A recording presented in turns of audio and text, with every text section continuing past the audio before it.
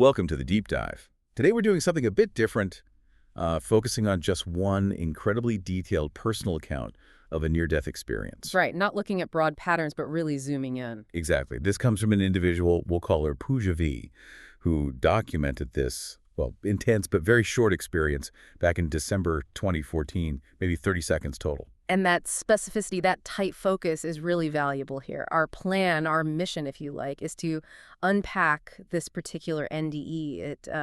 It really challenges some common ideas, doesn't it? Especially the notion that you need to be clinically dead. Definitely. Pooja's story is deeply rooted in a very severe medical crisis, but the experience itself, it gave her this sense of peace, this certainty that completely reshaped her life afterwards. And the medical background is key. Yeah. We need to understand just how serious this was. Yeah, so she was diagnosed with Guillain-Barré Syndrome, GBS. For anyone listening who might not know, GBS is, well, it's a really serious autoimmune disorder. Your own immune system basically attacks your nerves. That's right. It damages the protective layer around the nerves. And in severe cases like Pooja's, this results in, well, absolute paralysis. And when we say absolute, we mean everything, including the muscles you need to breathe. Which is why she ended up intubated on life support in the ICU, a very high-stakes situation. Mm-hmm. And this NDE, the experience we're talking about, it happened on the 7th day of this crisis. Picture that. 7 days completely paralyzed, reliant on machines. Yeah, the body essentially shut down. That's the backdrop for this very brief but profound event. The potential for a tragic outcome was incredibly high, and the medical team knew it. GBS itself is complex, and then add the stress of being immobile for so long, recovery was definitely not guaranteed. Okay, so let's dig into that medical reality. What was the actual trigger? What happened physically on that 7th day to spark this experience? Well, the trigger itself was sudden and, frankly, terrifying from a medical standpoint. Pooja lost consciousness because her oxygen saturation levels, her SpO2, dropped below 30%. Whoa, okay, below 30. We should probably pause on that number. Yeah, let's give that some context. Healthy SpO2 is usually above 95%. Below 90, you start feeling the effects of hypoxia, confusion, panic, dizziness. Right, and 30%, that's almost incompatible with consciousness, let alone survival, unless maybe in controlled medical hypothermia. The brain is just being starved. Catastrophically starved. Yeah. The doctors apparently suspected maybe a blood clot. Because she'd been immobile for so long due to the GBS paralysis, perhaps a clot formed and briefly cut off oxygen supply to the brain. It was a guess, though.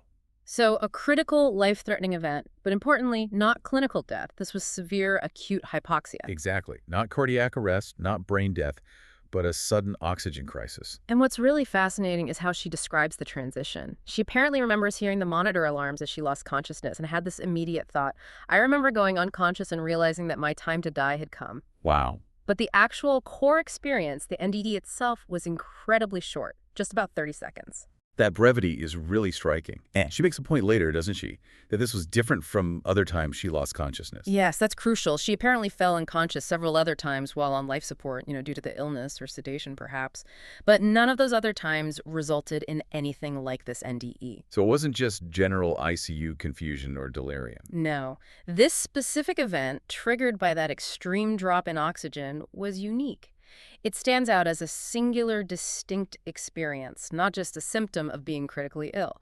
Whatever happened in those 30 seconds needed that particular physiological crisis. Okay, so the physical crisis sets the stage. But then we get to the experience itself. Given the state she was in, paralyzed, suffocating, you'd expect sheer terror, right? Chaos. You would. But her description is the complete opposite. She called it entirely pleasant. Entirely pleasant. That's quite something. Yes, pleasant, serene, deeply calm. She described the environment not as a tunnel or anything recognizable, but as a white vacuum sort of scene, like floating in the vacuum or void. No clear visuals, just a sense of whiteness. But the feeling. The feeling was overwhelming. She felt light as a feather, experienced this absolute calmness and peace that she had never experienced before. And that idea of being burden-free, I find that really compelling. Yes. She described feeling burden-free, not attached to anyone or anything, just pure happiness and tranquility. She even said she felt no longer in conflict with nature. Think about that contrast. From a body utterly failing, fighting for breath, to total harmony in just 30 seconds. It leads us to this really central paradox, doesn't it? Her consciousness. Medically, her brain was oxygen-starved, should have been malfunctioning, shutting down. We'd expect confusion, panic, Maybe fragmented images, if anything. Exactly. But she reported her level of awareness during those 30 seconds as normal, and her senses incredibly more vivid than usual, even without seeing anything specific. So how do we square that? Yeah. Normal, even heightened subjective awareness during objectively verifiable extreme hypoxia. Well, that's the million-dollar question this case raises, isn't it? Standard neuroscience would say that brains shouldn't be capable of producing such a coherent, calm, vivid experience under those conditions. It should be chaos. Hmm. Yet she reports clear, rational, alert awareness, just seemingly separate from the failing body. It strongly suggests, at least from her subjective viewpoint, that her consciousness was operating independently of that physical crisis. It's incredible. Subjective, yes, but the clarity and the specific details make it hard to dismiss as just, a brain misfiring. Absolutely. And then, out of this peaceful white void, one specific sound breaks through. And this might be the most personally significant and maybe puzzling detail of the whole thing. Right, the auditory part. Yes. In the state of perfect calm and detachment, she recalls hearing one thing and only one thing: her sister's voice, calling her name, asking her to come back. Wow. Just her sister's voice. That's the only link back to, well, anything external, it seems. It anchors the experience in a personal relationship, doesn't it? It moves it beyond just a physiological event. But here's the really strange part, the part that's hard to explain physically. This is the kicker. Her sister wasn't in the ICU room. She was outside, in the waiting area, the whole time this was happening. Okay, wait, so the sister wasn't even nearby. No. The medical staff confirmed it later. The sister wasn't allowed in the unit at that time, wasn't anywhere near the room, physically separate. Yet Pooja heard her voice clearly enough for it to register, to interrupt that profound peace. That dislocation, hearing someone who demonstrably isn't there, that was deeply meaningful for Pooja. She apparently even mentioned she never would have guessed it would be her sister's voice she'd hear at such a moment. And her reaction to hearing it, did she want to come back? Interestingly, no. She distinctly remembered not wanting to return. That peace, that lack of burden in the void was just too good, too serene. So the sister's voice was actually pulling her away from something preferable. It seems so. It created the only sense of conflict in the experience. Her preference was definitely to stay in that tranquil state. That really underlines the quality of the NDE state itself, not just neutral, but actively blissful. Okay, so she did come back, obviously. She survived. And then faced a grueling 7-month recovery from the GBS. A huge ordeal in itself. So now we need to look at the aftermath, the long-term impact. How did this 30-second experience change her? Well, first she had to process it, especially differentiating it from other ICU experiences. You mentioned ICU delirium earlier. Right, the confusion, hallucinations that can happen when you're critically ill, sedated. Exactly. And she did have other experiences like that, visual hallucinations at other times. So how did she know the NDE was different? Years later, looking back, she was 33 when she wrote this account. The NDV happened when she was 24. She was adamant the NDE was definitely not a hallucination. She said it felt more real than ever as time went on. Unlike delirium memories, which often fade or feel dreamlike. Precisely. The NDE memory remained sharp, clear, foundational. It strengthened over time. It didn't dissolve. And that sense of reality must have fueled the changes in her outlook. She was unaffiliated agnostic before this. Did the experience give her specific religious answers? Not really, which is interesting. No sermons, no divine figures giving instructions about the meaning of life. She remained agnostic in label. But her beliefs did shift. Oh, profoundly.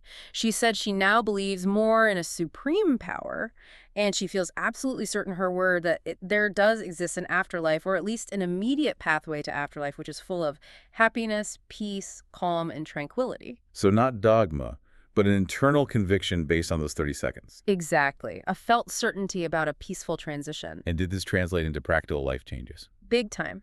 She had the sudden, profound realization that, in her words, materialistic things in life do not matter at all. She specifically mentioned money and career. The usual markers of success. Gone. The focus shifted entirely. She realized the real value lies in compassion towards others and, crucially, spending quality time with loved ones.